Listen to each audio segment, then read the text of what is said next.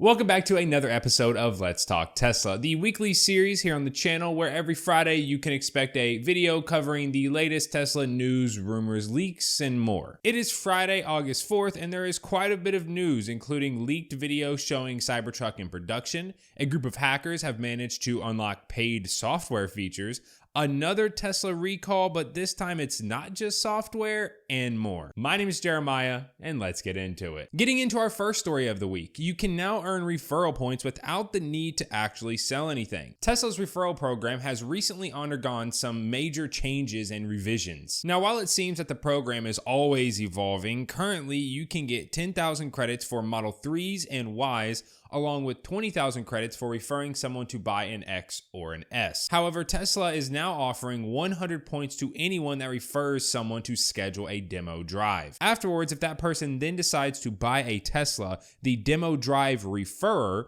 automatically gets full referral credits for the purchase. The buyer then receiving the current referral offer, which as of the making of this video is up to $1,000 off the vehicle and 3 months of full self-driving. Butts and seats really sell these cars, and now you're getting some credits just to make that happen. Remember to use a friend's or loved one's referral above anyone else. However, if you don't know of anyone with a referral, then I will have mine linked below. Now, our next two stories of the week have to do with the upcoming Cybertruck. First, a video has leaked of the Cybertruck production line at Giga Texas. In the same post that we discussed last week where Tesla showcased their first Cybertruck produced at Giga Texas, they also gave some photos of the production line. However, with this leaked video, we can see more so what the production line is really like and less of what Tesla only wants us to see. Nonetheless, though, this is great as it seems as if Tesla is on track for their end of Q3 timeframe. The Cybertruck in the video appears to be hand-built, but the employees around the truck could also be working to set up the workstations for a more complete line soon. Secondly, the Cybertruck has been spotted once again, but this time sporting new, sleeker aero wheels. Cybertruck sightings continue to drip feed small nuggets of design revisions. Just a few days after a prototype was spotted draped in black camouflage, we're now seeing fresh aero wheel covers in a new video. They are a more simple design than the more rugged ones seen on the Cybertruck when Elon Musk first introduced it in 2019. This, however, is not the first new wheel design and instead is one of several wheel designs we've seen so far, including the steel wheels spotted in April along with testing equipment. As most of us know, air wheels reduce wind turbulence and resistance, boosting range and reducing energy consumption. They are standard on the base smallest battery Model 3, and tests found that they improve range by up to 10 miles. Driving range is likely to be one of the central discussion matters for the Cybertruck, and Tesla could offer aero wheels to maximize efficiency with street or off-road tires. It is currently rumored that Cybertruck will more than likely debut with a 350-mile variant, with the 500-mile version arriving sometime later on. Although Tesla is reportedly executing some techniques to make Cybertruck even more efficient. In a recent Monroe Live episode, they predicted that the Cybertruck could weigh less than the Rivian R1T and the Hummer EV thanks to weight and cost-saving techniques like gigacasting. Now, last week we discussed Tesla's new update 2023.26 rolling out to your Tesla. And while a few undocumented changes are making headlines. First is the lowering of the HVAC fan speed while you're on a call automatically. According to Tesla's updated owner's manual, when in auto, the fan speed may automatically lower to reduce the sound of ambient noise while on a call. Secondly, backup camera repositioning is potentially coming. The owner's manual now states under the rear-facing camera section, drag the camera feed to different positions on the touchscreen depending on your preference. Unfortunately, this feature is not available in update 2023.26 as the manual states, so it could very well be a typo or an upcoming feature that was put in the owner's manual prematurely. And finally, the ability to pause the pedestrian warning system for some vehicles. Because Teslas are electric and emit little to no sound, this system, which emits a sound when the vehicle is moving at approximately 19 miles per hour or less or in reverse, was designed to alert pedestrians to the vehicle's approach. This update allows drivers to temporarily pause the warning system when necessary, such as in heavy stop-and-go traffic situations. However, the manual states that this feature might not be available in vehicles manufactured post-November 2021. I have a July 2022 manufactured Model 3, and I do not have the option to pause the PWS. These are all around great updates, and if you missed last week's video where I went more in depth on 2023.26, I'll just have the full release notes linked down below. Now for our next piece this week, the Model Y continues to make headlines. As most of us know, in 2020, Hertz announced it was looking to electrify its fleet of rental cars.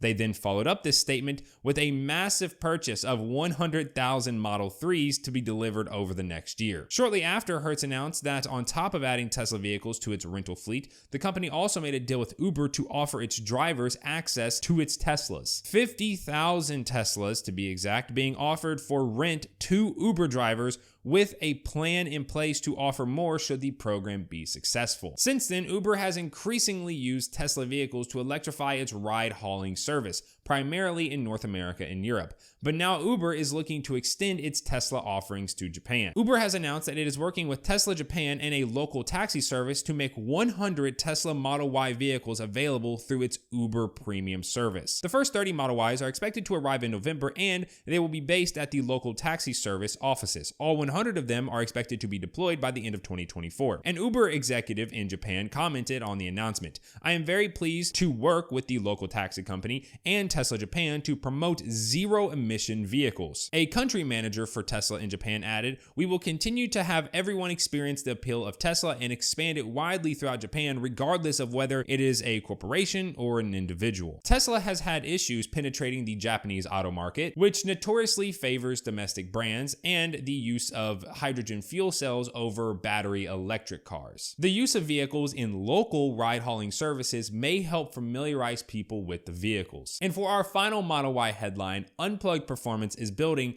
Model Y police vehicles. Unplugged Performance is a well-known name in the aftermarket community as one of the pioneer electric vehicle upfitters, and they have set up a new fleet division called Upfit, and its first product is the Tesla Model Y police vehicle. The Upfit patrol vehicle made its world debut this past weekend at the world's largest Tesla gathering, Tesla Takeover in California. And these aren't just for show, as Upfit already has an order for 20 Tesla Model Y police vehicles from the city of South Pasadena, the first in the US to replace its entire police fleet with EVs. Unplugged Performance says its police car cost around $92,000, $51,000 for the Model Y itself, and $41,000 to make it a police vehicle, making it approximately $7,000 cheaper than a Ford Police Interceptor utility hybrid. Compared to the Ford Explorer-based vehicle, the Model Y offers a similar range, better 0 to 60, and a cost savings of $27,000 over 5 years, mostly from fuel savings. Depending on the customer's needs, Unplugged Performance can equip the Tesla Model Y police car with a lot of accessories. Those include police-specific interior equipment such as seat covers and high durability materials, molded seats, prisoner cells and partitions, canine containment and safety and equipment racks,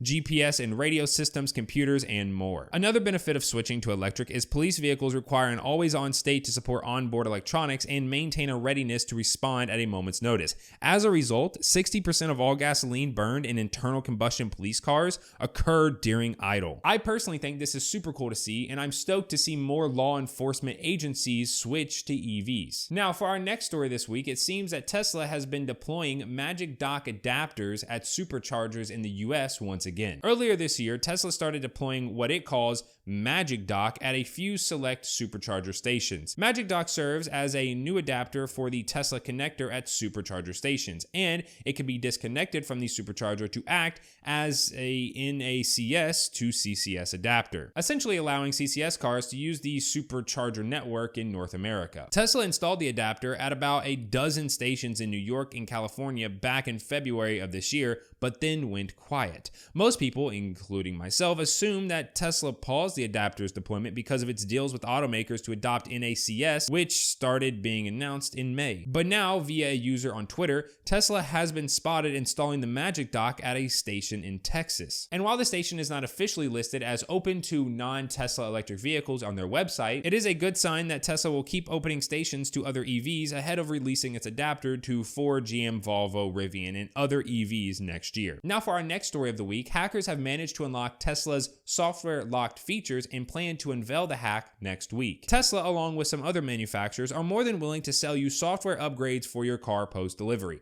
From Tesla, this includes heated seats, acceleration boost, and even Tesla's full self-driving package. A group of hackers at TU Berlin announced that they managed to exploit a weakness in the onboard Tesla computer to unlock these features, and they plan to unveil the result of their exploit in a presentation called Jailbreaking an Electric Vehicle in 2023, or what it means to hotwire Tesla's x86-based seat heater next week. The hackers state, "For this, we are using a known voltage fault injection attack against the AMD secure processor, serving as the root of trust for the system."